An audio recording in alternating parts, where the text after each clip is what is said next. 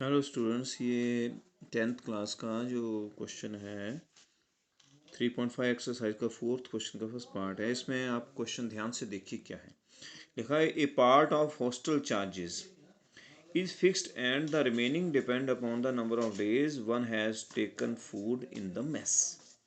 When a student takes food for 20 days, she has to pay rupees 1100 as a hostel charges.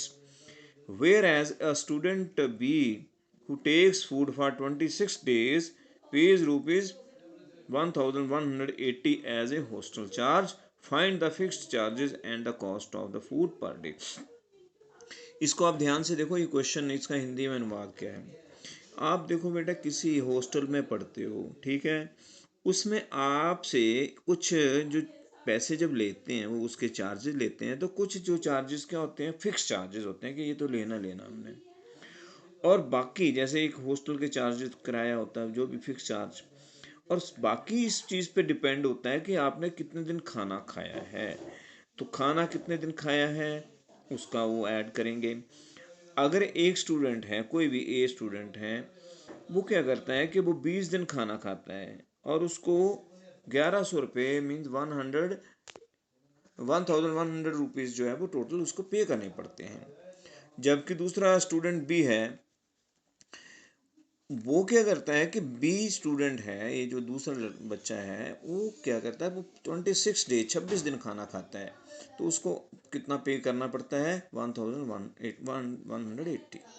तो आप बताइए कि fix charges कितने हैं और फिर जो पक्का जो जो आपको देने ही हैं वो कितने हैं, और एक दिन का जो खाने का खर्चा कितना। तो इसके लिए इसका सलूशन मैं आपको बताता हूँ, आप बड़े ध्यान से देखिए।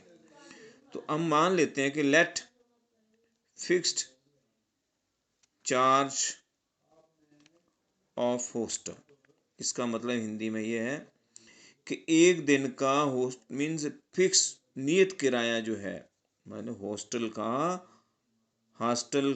का नियत किराया मीन्स जो कि लेना ही है, वो उन्होंने लेना ही है, वो हमने 100 रुपये मान लिए, ठीक है। So cost of food per day, मतलब एक दिन का किराया, एक दिन खाने का जो खर्चा है वो ₹100, ठीक है। अब क्या हुआ, इसमें दो कंडीशंस दी हैं। पहली कंडीशन में क्या दिया हुआ है कि वो 20 दिन खाना खाता है, तो चलो ₹100 तो वो आपके हॉस्टल के फिक्स्ड है, ओके। और 20 दिन आपने खाना खाया तो 20 × Y, और टोटल रुपीज आपके कितने लगे, 1100 ये रुपीज लगे। तो इसको मैं थोड़ा सरल कर देता हूँ। एक्स प्लस, आप देखो sorry, x+20y is equals to 1100, ये फर्स्ट इक्वेशन आ गई।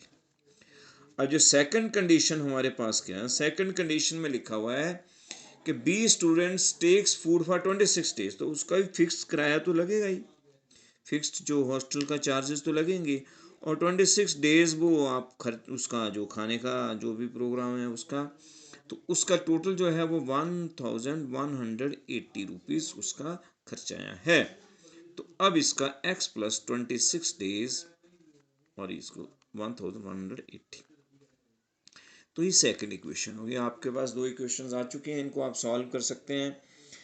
वन में से सेकंड इक्वेशन को माइनस करेंगे, क्योंकि इनके एक्स के कोफिशिएंट एक जैसे हैं तो इनको मल्टीप्लाई करने की ज़रूरत नहीं है। मैं फिर अगेन विलोपन विधि से कर रहा हूँ, विलोपन जिसको हम एलिमिनेशन मेथड कहते हैं, एलिमिनेशन मेथड कहते हैं, राइट। इसको समझो ध्यान से बेटा। और जो फर्स्ट इक्वेशन है x+20y इज इक्वल टू 1100, और इसी तरह से दूसरी है x+26y इज इक्वल्स टू 1। ये इसको सब्ट्रैक्ट किया हमने, देखिए कैंसिल हो गया, -6y इज इक्वल्स टू -80। आप देखें यहाँ पर 80 आता है इसका जो खर्चा है, टोटल है। तो हमारे पास जो फिक्स करा इसका मतलब y जो है हमारे पास कितना आया, 80/6 मीन्स 3/40, 40/3 रुपये इतने जो है आपके पास y का जो वैल्यू आया है। So put y is equal to 40/3 in one, किसी भी इक्वेशन में आप डाल सकते हैं। फर्स्ट इक्वेशन क्या है, x प्लस 20 इंटू वाई, जो इतनी वैल्यू आ रही है 3, 40/3 तो इज इक्वल्स टू 1100। तो हमारे पास x माइन जब प्लस 800/3 इज इक्वल्स टू 1100, आप देख सकते हैं। तो x is equal to 1100 minus 800/3, तो हमारे पास ये जो भी है -800/3। कहने का मतलब ये है, इसमें क्या बचा माइनस करके आप दे सकते हैं। इसका हमने एलसीएम लिया, आप ध्यान दो, ऐसे किया हमने। तो कितना बचा है हमारे, माइनस देखो करेंगे तो इसको आएगा हमारे पास 5, ये आया। तो ये हमारे पास इतना रुपीस आ गया है। ठीक है, इसलिए आप देख सकते हैं कि हॉस्टल का फिक्स्ड चार्जेस ऑफ हॉस्टल वो कितना है, 2500/3 मीन्स रुपीस। और cost of food per day जो हमारे पास कितना आया, वो है 40/3। इसको आप सरल कर सकते हैं थोड़ा सा हो, तो इस तरह से ये क्वेश्चन है। और थोड़ी मैंने इक्वेशन थोड़ी चेंज की है इसकी, तो डोंट माइंड, ठीक है। इसको ध्यान से समझो, ऐसे करना, ठीक है। Okay, thank you.